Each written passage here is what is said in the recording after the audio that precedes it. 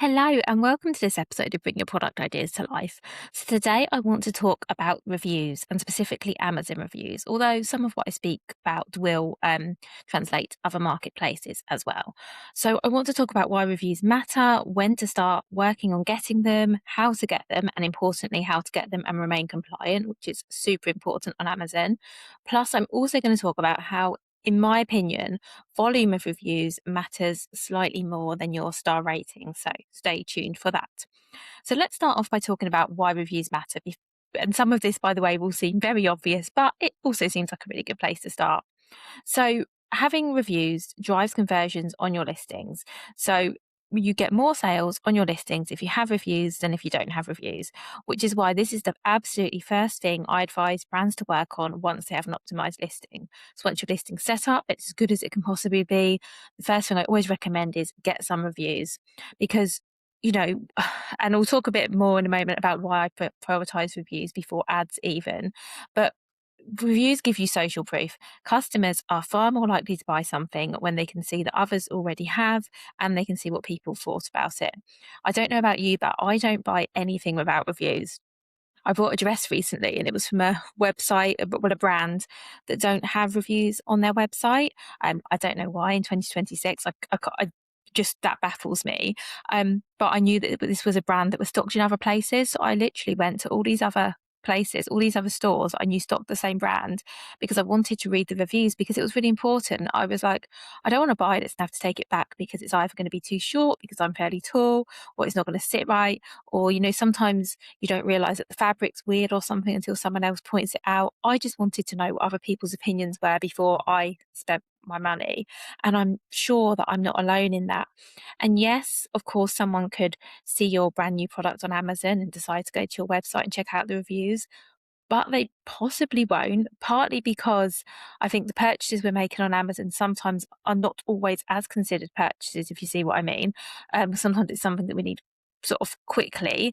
And if there's so many options there that already have reviews, then we're very likely to just go for one of those. If I was looking for a gift for someone, for example, and I came across two listings and one had some reviews and one didn't, I probably wouldn't have the time in that moment to go and look up the list, the product with no reviews and see what people thought about it elsewhere. Because if there's something very similar there already that's got reviews and I can get it next day because it's probably Prime, be honest, I'm probably going to buy that. And I think lots of people will as well. Aside from like the customer side, it's reviews are also a really strong signal to Amazon's algorithm, which I know I've talked about before. That I've done full episodes on the algorithm, so you can go back and listen to that if you like.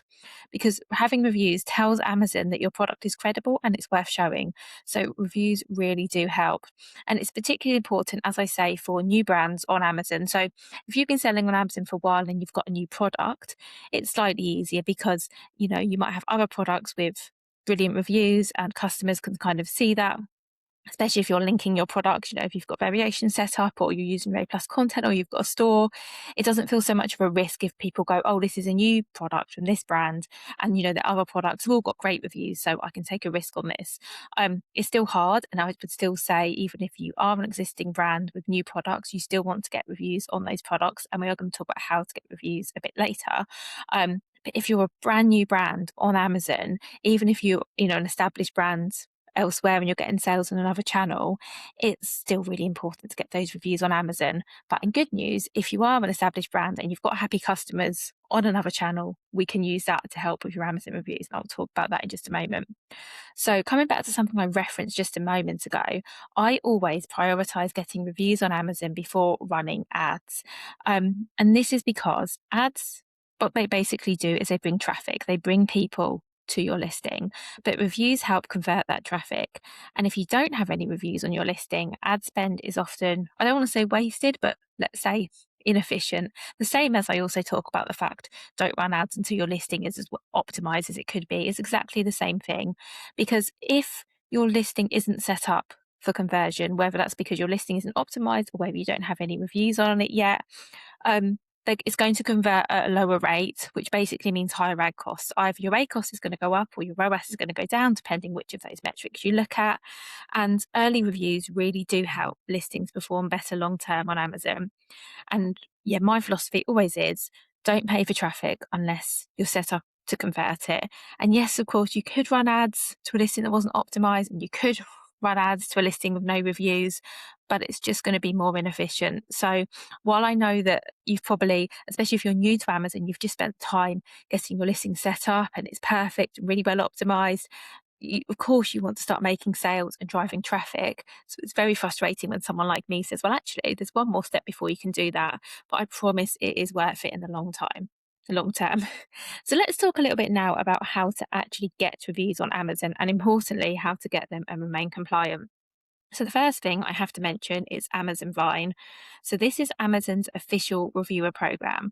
I've done a full episode on this, which I'm going to link to in the show notes, but I will cover it a little bit here as well. But if you want to hear me go into lots more detail, go over and listen to that full episode. It's only about 10 minutes long, but it will be useful if you're interested in potentially using Vine. So basically, Amazon has a pool of people called Vine reviewers, and if you are eligible for Amazon Vine, and to be eligible, you need to be signed up for brand registry. You need your products need to be available via FBA because Amazon has to be able to send it to reviewers.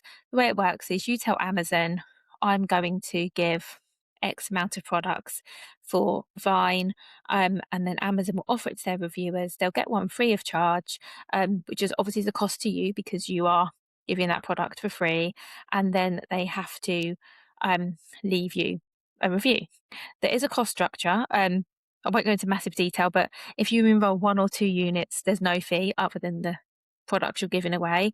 But in my opinion, really, you can do it for 1 or 2 units, but think carefully because you can only enroll your products in Vine once. Um, Ideally, you'd want to be doing more than that. Ideally, you'd probably want the next tier, which is 3 to 10 products, which is £60. If you can afford it, and obviously you have to budget for this, because the fee is the same at £60 whether you're enrolling 3 or 10 items. I would go for 10 if you can, because as I say, the fee's the same. And yes, you're giving away more products, but also 10 is a good number of reviews to get started. So if you can afford that £60 plus 10 products, that could be a relatively easy way to get 10 reviews, pretty quickly. And then if you enroll 11 to 30 units, you pay £140. So that's just a quick overview of the costs. I think that there are some good reasons to use Vine. First one is it's fully compliant.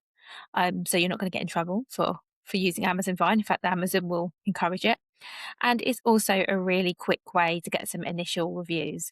Once you submit the product, depending what your product is, hopefully they go fairly quickly. They get snapped up by reviewers, and then the reviews start to come in, and it really is as easy as that. And Amazon manage all of the, asking for the reviews and chasing them up if they don't leave them on time. That's all on them. So that's quite nice because there's very little for you to do other than sign up and pay the money and make sure you've got the FBA stock to cover it.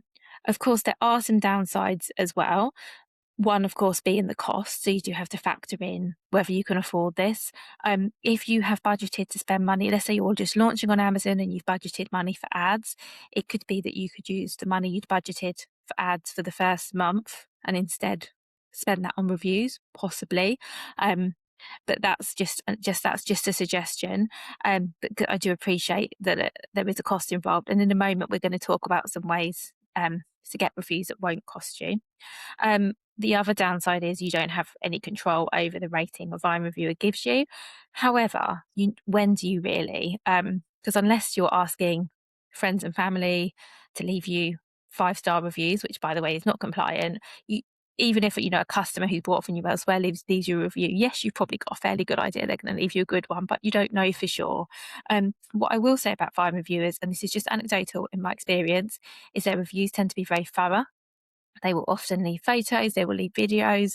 They're not just going to write, this is nice, because their place on the Vine program is dependent on them writing really useful reviews. And I believe the way you get a place is you're invited. And when you read a review on Amazon and you can click the button at the bottom to say whether you found the review helpful or not.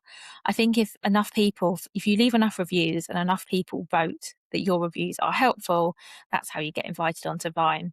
And obviously to keep your place, you need to be writing reviews of a similar quality, which is why they're often so detailed. So I feel that, you're going to be getting really high quality reviews. I can't promise they're all going to be 5-star. However, if your products are good, why wouldn't they be really? I think if your product is great, and I'm sure all of your products are, I cannot see why you wouldn't be getting good ratings. And even if you're not always getting 5-star, that's not always a bad thing. And I'm going to talk about that a little bit later. So yeah, put a pin in that. The only other downside to using Vine is if your products or your situation is a bit complex, it could be it might not work for you so well. So, for example, I work with a brand in the US and they sell lawn care products. And because of the US, obviously it's a massive country and geographically, the seasons are very different. Their products would be suitable for customers in some states in certain times of the year, certain seasons, and other states maybe a bit later in the year because it's sort of weather dependent. But there's no way to specify that. So if they submitted their products to Vine, and somebody got their product but they couldn't actually use it because maybe they were in a state where it was still slightly colder and it wasn't quite the time for lawn care or something like that, um, that would be a bit of an issue because that customer presumably couldn't use a product and couldn't leave a review. Or if they did leave a review, the review might not be reflective of the product because if the customer uses it at the wrong time of year, they're not obviously going to get the optimal experience, if that makes sense. So that is something to consider. I also worked with a brand who sold shoes, and their shoes came in so many different sizes and customers sizes and colours, as shoes often do, and that's really tricky as well because which ones do you offer for Vine, for example? Do you offer all of them? Well, that's obviously a lot of stock that you're potentially tying up for Vine. Although saying that you if you say you send in stock for Vine and it gets sold via other customers, that's not actually a problem. Amazon aren't going to penalise you or anything for that. But what I mean is, it can be quite hard if you're sending in stock hoping it's going to sell via Vine and it doesn't, and you've got a lot of stock in various sizes and styles sat in Amazon, particularly if, for that example with the shoes, this brand were using FBM initially because it's hard to predict at first which sizes and styles will sell quicker. So how many do you send in for FBA? So if you're going to send in FBA stock just for Vine, you know what I mean? This is like quite a logistical this is quite a logistical thing to think about. So for these reasons, for the two brands that I've mentioned, Vine may not be as appropriate or maybe harder, because that's the other thing. Reviewers aren't going to take something, or they shouldn't take something they can't review. So if you have, you're offering shoes in size 4 and no Vine reviewers need a size 4 shoe, they're not going to take you up on that. And by the way, if people don't take your product with Vine, you don't get charged. So that's something worth knowing. But of course, that means you also don't get the reviews. As I said, I've got a full episode about Vine. I'll link through in the show notes where I talk about it in more detail, if that might be useful, if that is something you're considering. Now, if you're not, or even if you are, because there's no reason you can't run Vine and look for other ways to get reviews, there are some things you can do that are not going to cost you. I would say they're not going to cost you money. They might cost you product. They're not going to cost you as much money. So one thing you can do is get reviews from your existing customers. And how you would do this potentially is to direct your current audience to Amazon at the time that you launch. And I would always position this as a short-term shift, because I presume that a sale on your website is more profitable than one on Amazon. You don't necessarily want all of your existing customers going straight over to Amazon. So I would position this as support for your launch rather than a permanent change. And you could use your email list, you could use social media. Maybe you want to do some sort of offer just for your website customers. I'm just launching on Amazon. Please support my launch. Here's 10% off if you order in the next 48 hours. If you are offering any sort of incentive, first of all, it has to be an incentive to buy from you, not an incentive to leave a review. That's super important. You can't incentivize reviews. And also, I would make any offer or promotion you do really short, because if it's like, oh, I'm offering 10% off for the next week. You know what? I do this myself. I think, oh, that sounds like a good offer. Oh, yeah, I'll go and get something. And you just don't, do you? Because life happens. Whereas if it's kind of immediate, it's like next 48 hours, next 24 hours, people are much more likely to do it. It also sends really strong signals to Amazon's algorithm. If over like a weekend, say, you suddenly get an influx of sales and then reviews, it tells Amazon that, oh, okay, this product's really relevant. People are searching for it, they're buying it, and then they're reviewing it. So that really helps with the algorithm as well. So ways you can encourage reviews, and I say encourage rather than ask, you'll see why, without breaking the rules are, so you can send, as I say, send emails. You can't actually now email customers directly via the Amazon via Seller Central. You used to be, so a few years ago, so you might have seen, in case you hear people telling you this or you read it somewhere, this is outdated now. You used to have in Seller Central be able to send emails to customers asking them to review your product once they'd received it. I think you had to wait like 48 hours until after it had arrived and you could do this. You can technically still do that. So you could go into the communication section of Seller Central and you could send message to all your customers, but most of them won't get it because most of them will have turned all of these emails off. In fact, I feel like Amazon turned them off automatically and you had to opt in. I think that might be the way you did it. I haven't received one of those emails myself for years now, and most people won't. So this isn't worth doing. However, if you know that your current customers, let's say you've asked your existing customers to go to Amazon and support your launch and buy your product on Amazon, there's nothing wrong with you then sending a follow-up email saying, if you took advantage of my offer and you bought my product on Amazon, I would really love it if you could leave me a review. That's absolutely fine. You do, however, need to be really careful here. So you can ask for a review, but you have to ask neutrally. So you can't incentivize reviews. So you can't say, leave a review and I'll give you a discount on your next website purchase, leave a review, you get a free gift, whatever it is. You can't do that. You also can't ask specifically for positive reviews. So you can't say, leave me a 5-star review. You have to say, leave a review or leave me an honest review or, that kind of wording. You can't even say, leave me a good review, leave me a great, none of that. And you need to keep it really keep it really neutral is my best advice here. Other ways you can get reviews, so this is from anybody who buys from you, is by using packaging inserts. So you could have a little card inside your packaging that says, we'd really appreciate a review. And again, same applies to the wording, really neutral. Amazon has no problem with you asking people to leave you a review because reviews are good. Reviews help conversions, which helps Amazon make more money. They will have a problem if you're incentivizing the review or you're asking people to leave a positive review. Talking of incentivizing reviews, if you wanted to give someone something for leaving a review, let's say one of your customers leaves you a lovely review on Amazon, sending them something as a gift after they've done it is absolutely fine. But you just can't ask. You just can't make that ask upfront, if that makes sense. So if lots of your customers are leaving you lovely Amazon reviews and you want to say thank you, you want to offer them a discount or whatever it is you want to do, you absolutely can do that, but you cannot ask for that upfront. So I hope that's clear. Other ways obviously to encourage reviews are giving your customers a great experience. This kind of sounds really obvious, but this is really big. Obviously, if Amazon are fulfilling your orders for you, this is also something to keep an eye out on the other side, which is that if Amazon are fulfilling your orders and their courier throws something over the gate or it arrives damaged, often you can get a negative review for that. But this is out of your control. This is not your fault. When this happens, do address it. Amazon will remove reviews if they can see it's nothing to do with the product and the seller. But if you're doing your own fulfillment, it can really help if you use a good courier, you make sure your items are dispatched on time, that they arrived on time as much as you can. I know some of this is out of your control because in my experience, something people complain about a lot is the delivery. And if you go to yourself on Amazon and you read through any product review, you are going to get the ones that say, well, this would have been great, but the box was damaged or whatever it is. That's something that people do tend to like to complain about. So I think it may not help with getting the positive reviews, but it will definitely help to reduce the negative reviews, because in my experience, people often like to leave a review when they're really happy or when they're really not happy. So if we can reduce some of those not happy reviews, then that's obviously a really good thing. And actually the other thing we can do to reduce negative reviews is make sure that your product is super easy to use. And I know some of this sounds really obvious, and that all the information that people need is there on the product page.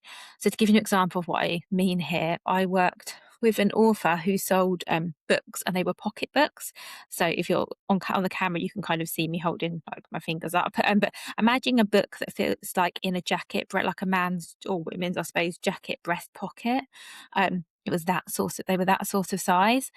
And even though the title said pocketbook, people were buying them, and then they were leaving reviews going, well, this book was tiny. I expected it to be full size, because I guess people didn't know what a pocketbook necessarily meant. Maybe they didn't know the wording. So we reworded the listing and also added an image that showed the book inside someone's pocket, and then also another one showing the book with measurements.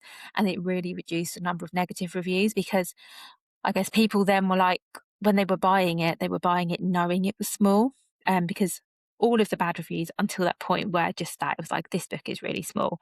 And the information was there on the listing, it just wasn't clear enough. So we were able to take action, and that really helped reduce the number of bad reviews. Because remember, it isn't just, while this episode I'm focused on getting reviews, obviously we want you to be getting positive reviews.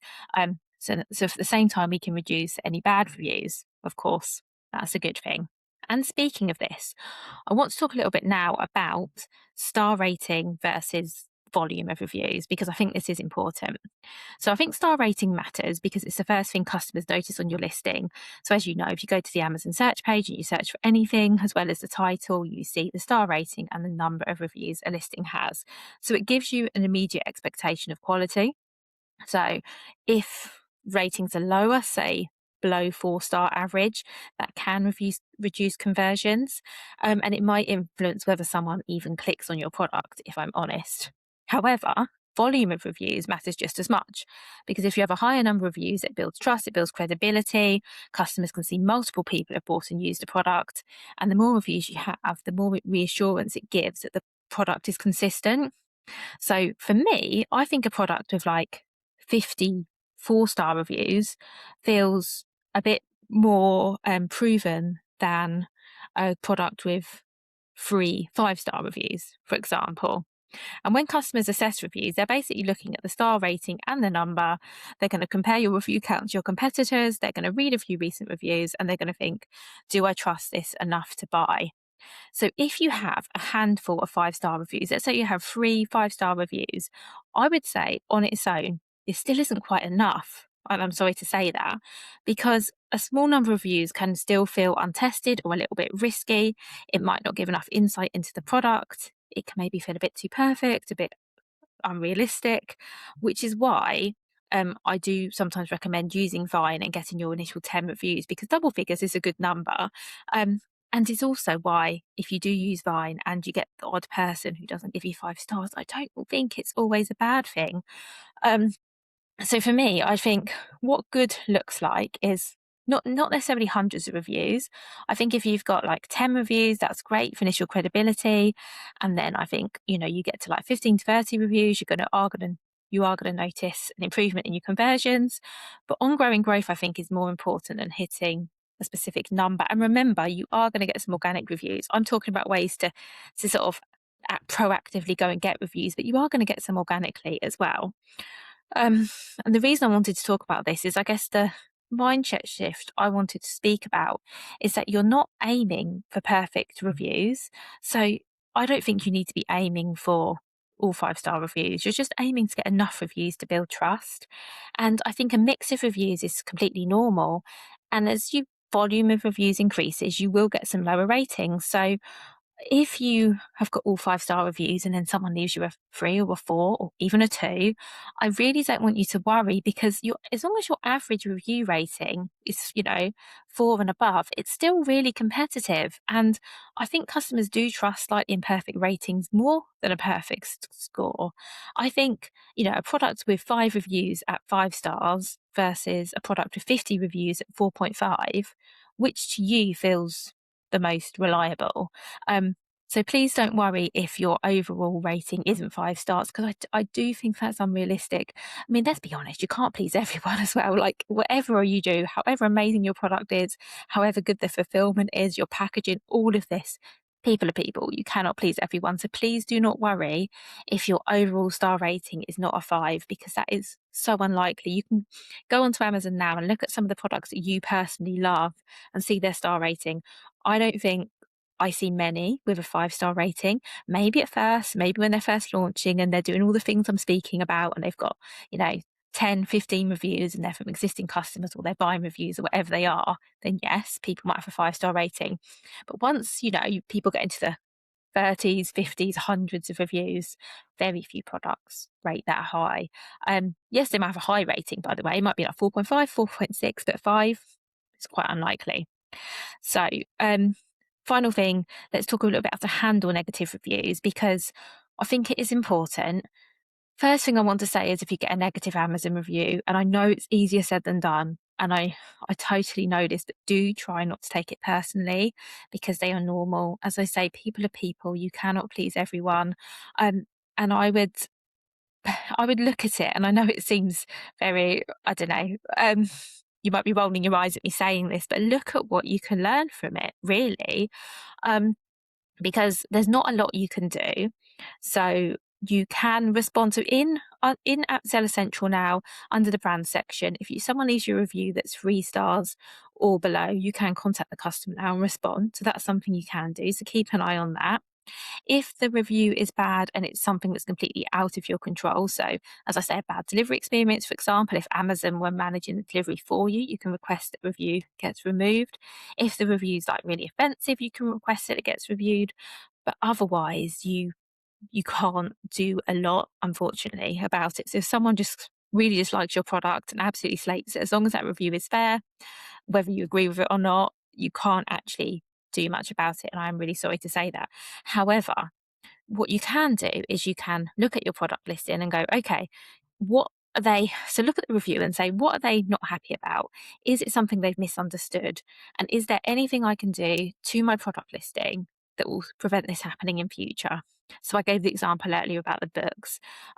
Is there something I can add to listing? Is there, I don't know, are there ingredients that aren't listed, or is there even something to do with the product? So, for example, I worked with another brand who sold supplements, and their supplements were gluten free, and the listing stated it was gluten free. But for some reason, and I don't know why, I think this is something they obviously missed. Their packaging didn't actually say that the product was gluten free, even though it was. And so they were getting negative reviews from customers saying, I bought this expecting it to be gluten free, but it isn't, or I don't know if it is. So they were then able to update the packaging to make that clear. It was just something missed off the label for some reason. And again, that stopped the negative reviews. Or it might be that an image that's missing or some ingredients or whatever it is. But just look at that review and think critically, that is there something that I can change in my listing that will prevent this happening again? And if there is, then make that change. I'm just going to finish off by talking about some of the common mistakes that I see and how to avoid them. So the first thing is, and I've mentioned a lot of these through the episode already, but I think it's useful to hear them again. So the first one is running out of no reviews. Of course, you can do that, but please don't, because you will get a much better return if you've got some reviews on your listing. The second thing is waiting for reviews to just happen, because you will get some organic reviews, but they might take a long time. And equally, it's hard to get sales without reviews. So it's a bit of a chicken and egg thing, isn't it? So I think I would proactively go out and seek reviews to get yourself started. Panicking over a negative review, as I say, negative reviews aren't nice. And if you get one, I really do feel for you, because I know you've put so much into your product, and it's awful when somebody sort of has something negative to say about it. But know that it's not personal. It's not about you. It might not even be about your product. That person might just had a really bad day. And, people are, as I keep saying, people are people. Please don't take it personally. Look at it as an opportunity to learn and improve. And that leads me on to the next one, which is not fixing or addressing anything that leads to negative reviews, particularly if you're getting repeated reviews, even if they're not negative. If someone's mentioning the same thing over and over, so missing information on your product page, for example, if you see something like that, please fix it. Other mistakes I see are people doing things that aren't compliant to get reviews. So asking friends and family to leave reviews, incentivizing reviews, buying the product themselves to review it. I see all sorts of things. Don't do any of these, because this can, this could lead to suspension. And then the other one is focusing on the star rating a bit too much, in my opinion, and, not thinking about the volume. Because as I said, having 50 5-star reviews is unlikely. However good your product is, please don't just focus on the number, focus on the volume. And if your product is good, the rating overall will be good as well. So I'm just going to close by saying that I hope you found this episode useful. As always, if you have any questions, please let me know, vicky@vickyweinberg.com. And just a final reminder that reviews is not like a one-off thing. Yes, I do focus on reviews a lot with brands who are just launching. However, they are part of your ongoing strategy. And the goal is just momentum. Just keep those reviews building. And you will get to a level where you're like, okay, I've got enough that I don't need to actively seek them anymore because my listing's converting really well, my average rating is good, and you will know when you get there. But do consider this to be a long-term thing and not just a quick one-off task that you're going to do once and forget about. Now, this has been a longer episode than most of my solo episodes, but I hope you found this, like I say, really useful. I would love to know your thoughts. Please leave me a comment. If rate and review this episode. If you know anyone else that would find this useful, please share. And I will speak to you again soon.